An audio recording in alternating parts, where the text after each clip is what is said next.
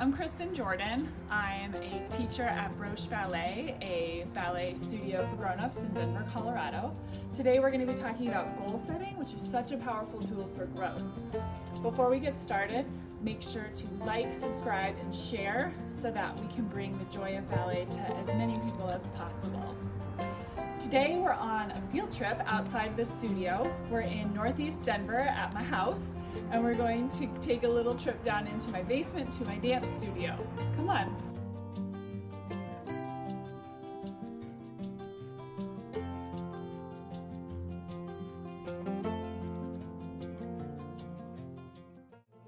I've slowly been turning this room into not just a place to practice, but a place to be inspired. It's sometimes hard to motivate myself to come down here in the cold when I could be on the couch. And so I put up the lights and pictures, and I've been writing up my dancer manifesto on the wall. This is what I want to talk to you about today. I came across this goal setting exercise in a book called The Artist's Way by Julia Cameron.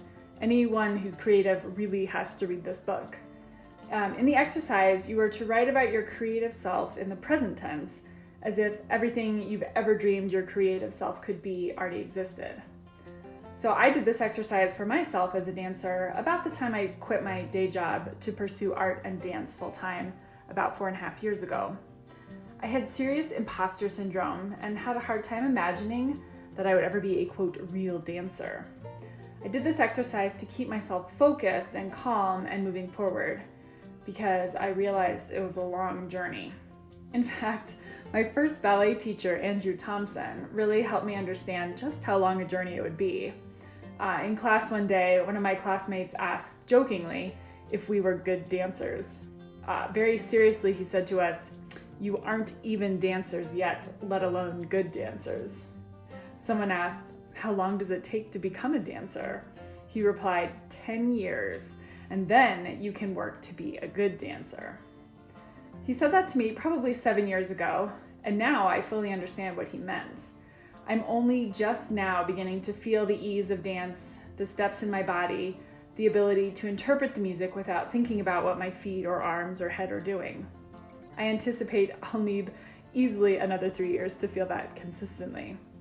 So when I went to write my manifesto, I wanted to be realistic.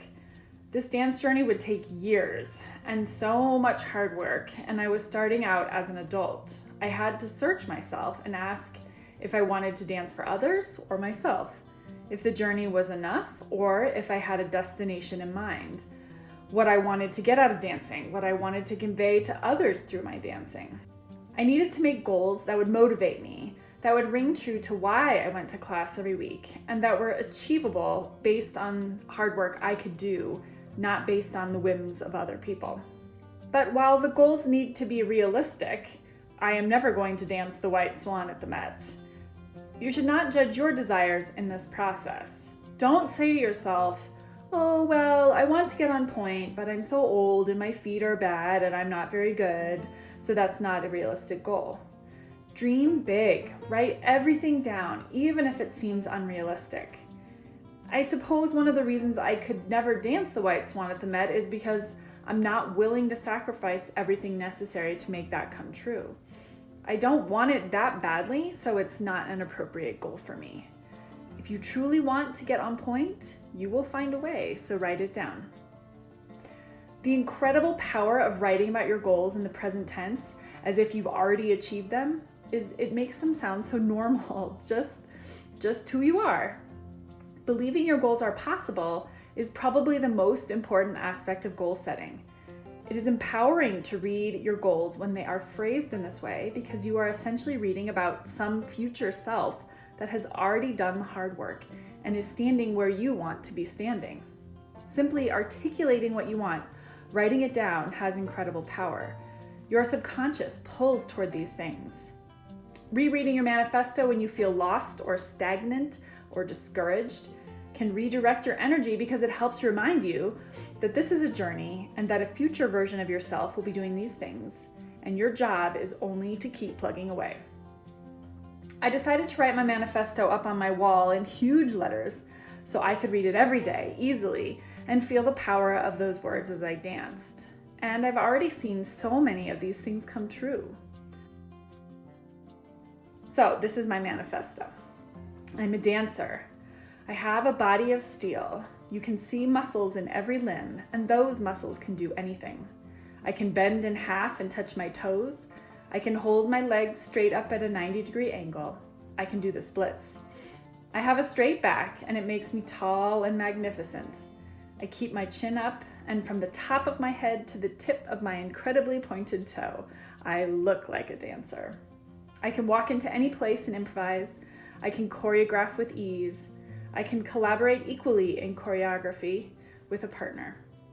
I can teach any level of class and give insightful feedback and inspiration. I can pick up choreography quickly and replicate steps at a fast tempo. I have the stamina to dance for 45 minutes or more. I can complete entire songs and perform them confidently without lots of mistakes. Performing is so much fun and causes little stress.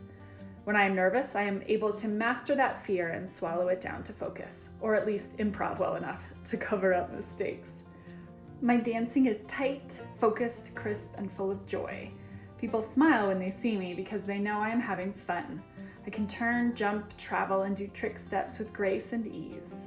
People look at me and see a born dancer, not someone who worked so hard and fought a reluctant body to become good. I am keeping tap and other forms of percussive dance alive. I am an ambassador of dance. That's all I want. Not fame or accolades. I just want to be able to do it. I want to be a fish in water on the dance floor. I want Andrew to tell me I'm a dancer. I highly encourage each of you to sit down in a quiet room and think about why it is you dance, what it is that you want out of your dancing, and what a rewarding and satisfying dance journey would look like for you. Then go and write about it like you already have it. Post it in some place where you can look at it every single day, and then go out and make it happen. I wish you all the best on your dance journey. And if you ever want to talk about motivation or goal setting, get in touch with Broche Ballet and we can work on that with you one-on-one. Happy dancing.